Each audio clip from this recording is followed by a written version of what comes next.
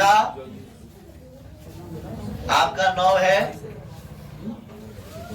आप देखिए इसका जो हल है कैसे होगा, याद ध्यान देंगे। यहां लिख सकते हैं दिया है कि क्या दिया है, देखो तीसरे और 9वें पद क्रमशः A3 दिया है आपका 4 और A9 बराबर दिया है -8। ये दिया है ना। आप इसको समीकरण बनाइए। A3 बराबर आप लिख सकते हो A plus 2D is equal to समीकरण 1। A9 बराबर आप लिख सकते हो A प्लस 8D बराबर -8 समीकरण 2। अब यही से हमें सोल्व करना है ना।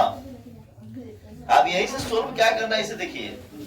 हमें यहाँ पे ये प्लस देकर क्या कर लेना है, खेल लेना है। यहाँ माइनस हो जाएगा, यहाँ प्लस है, यहाँ क्या कर लेंगे, यहाँ माइनस है, यहाँ क्या कर लेंगे।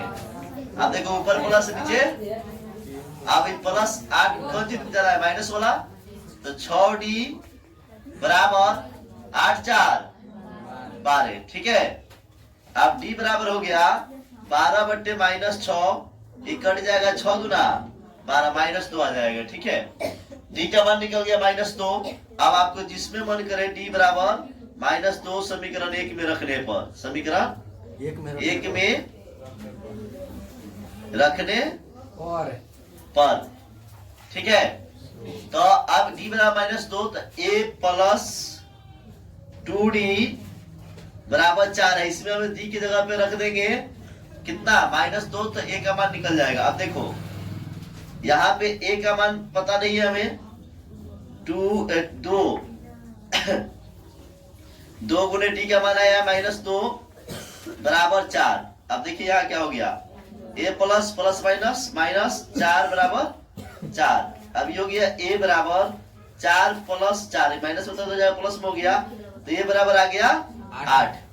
अब आपसे कह रहा है कि इसमें वह संख्या ज्ञात करना है कि सार्वत्रिक कौन सा पद इसमें शून्य होगा।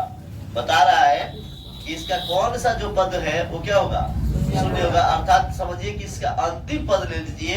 ये बराबर क्या मान लीजिए, 0। और ये बराबर क्या, 8। ठीक है। और D बराबर क्या मान लीजिए, -2। ठीक है। अब क्या करना है कि हम n बराबर जो फॉर्मूला बैठाते हैं A plus n-1 into D, हमें निकालना है n का मान। किसका मान निकालना है, कह रहा है कि वो कौन सा पद होगा जो क्या होगा, शून्य होगा। तो जो कौन सा पद होगा, तो समझो कोई ना कोई पद होगा जो शून्य होगा। तो कौन सा पद है, उस पद को n मान लो। ठीक है, n मान लो। और n का मान हमें क्या करना है, ज्ञात करना है। तो अब क्या करो, n की जगह पे क्या रख दो, 0 रख दो। चाहे नहीं भी रखोगे तो आप n वाला फॉर्मूला डाल के निकाल सकते।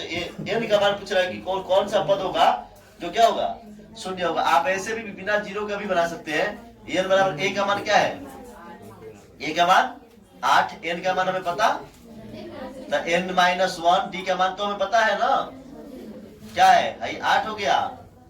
I प्लस प्लस माइनस क्या हो जाएगा, 2n। I माइनस माइनस क्या हो जाएगा, +2।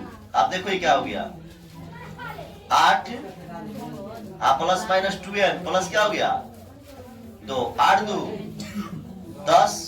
ठीक है बाबू, 8 2 10 हो गया, -2n। अब क्या हो गया, 10 बराबर क्या हो जाएगा 2n, और 10 बटे 2 बराबर क्या हो गया n। 5 दूना 10। यानी पांचवा पद जो होगा, पांचवा पद क्या होगा, शून्य होगा, शून्य होगा। ठीक है, मतलब पांचवा पद क्या होगा, शून्य होगा। ठीक है। तो शून्य पूछ रहा है कि कौन सा पद है जो क्या होगा, शून्य होगा। तो अंतिम पद वही समझिए, है ना।